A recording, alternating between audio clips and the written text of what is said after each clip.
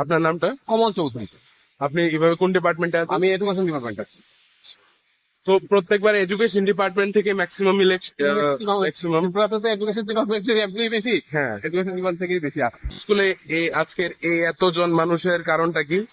আজকে তো আমরা মানে ভোট সেন্টারের জন্য আমরা সবাই প্রসিড করতেছি।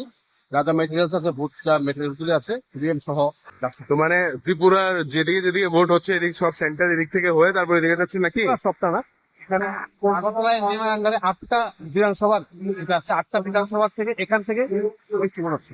এখন আপনি কি প্রথমবার ইলেকশন ডিউটিতে পড়েছেন? আমি অনেকবার বলবো, কি ডিফারেন্স এবার ইলেকশন ডিউটিতে গতবারের?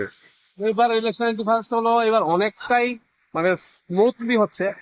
আগের থেকে আগের যে কিছু প্রসেসের মধ্যে কিছু কমপ্লিকেশন ছিল, অনেকটাই সিম্পলিসিটি এসছে। আচ্ছা, যারা ভোট দিচ্ছে ওদের জন্য কি এটা সুবিধা আরো বেড়ে গেছে, ট্রান্সপারেন্সি আরো বেড়েছে? একদম কিভাবে